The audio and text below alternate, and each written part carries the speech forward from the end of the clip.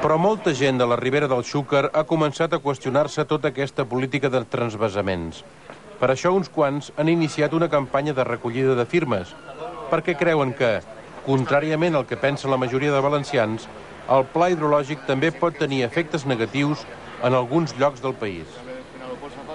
A demanar tot el món s'apunta. No, dona'm, naturalment, clar. Això és molt bonic, però ara li estan dient a la gent de la Ribera, dona tu, dona la poqueta aigua que tens, que se l'emporten cap avall. Això és clar, la gent està dient, no quedàvem que mos donaven aigua a nosaltres? Ah, no, resulta que el pla hidrològic el que diu és que l'aigua bona que tenim així se l'enduen per a usos que segurament no seran usos agrícoles i que, a canvi, pot ser durant una aigua de l'Ebre que és una aigua de moltíssima pitjor qualitat. 21 municipis de la Ribera han aprovat mocions contra el transvasament del Xúquer, en alguns casos amb vots de regidors populars. Aquesta nit s'hi va pronunciar en el mateix sentit el d'Algemesí. Vots a favor són 12, en contra 9, abstencions. Els opositors al transvasament del Xúquer van organitzar una visita de periodistes europeus per exposar-los els problemes que creuen que el projecte comporta. Un dels experts en el tema és Antonio Esteban, un enginyer que ha estudiat la situació de tota la conca. Estamos en el azud de la Marquesa, el último azud del río Júcar antes de su desembocadura en el mar. Estamos viendo bajar por el río, es una cantidad de agua muy pequeña, porque esa lámina de agua apenas tiene 1,2 centímetros de grosor. Aquí ya no existe el Júcar, o sea, aquí lo que queda pues es una salida, casi un caudal simbólico y un cauce para avenidas.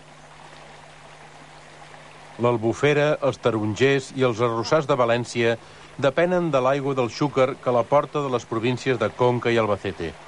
Segons els càlculs oficials, la millora en el regadiu i en les canalitzacions produiria uns excedents que permetrien el transvasament.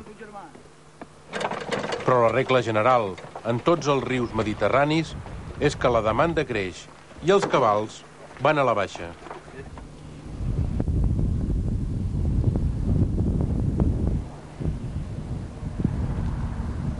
A lo largo del siglo XX, este río traía a este punto una media de 1.400 hectómetros cúbicos al año. Y al final del siglo, esa media se había reducido justamente a la mitad, a 700 en números redondos. La principal razón del agotamiento viene de las extracciones que se hacen en La Mancha. En La Mancha, en los años 80, empezó a ponerse en cultivo de regadío grandes extensiones de fincas de secano que venían impulsadas por las subvenciones europeas. El cultivo del maíz en regadío nunca fue rentable en La Mancha hasta que vinieron las subvenciones europeas y pagaban pues casi otro tanto más del valor de la cosecha en subvenciones. Nosotros decimos gráficamente que el Júcar Vinalopó no mata el río Júcar. El río Júcar lo mata el regadío en La Mancha y lo remata el Júcar Vinalopó. Claro, en esas condiciones el río realmente está agotado porque no puede ya materialmente dar abasto. ¿Cómo pensaba el gobierno resolver este problema? Con el trasvase del Ebro. Como el agujero, entre comillas, de agua que tenía el Júcar no lo podían parar porque no son capaces de gestionar, de frenar, digamos, o de imponer disciplina en esos riegos de La Mancha, entonces pensaron traer aquí, a este embalse, agua del Ebro.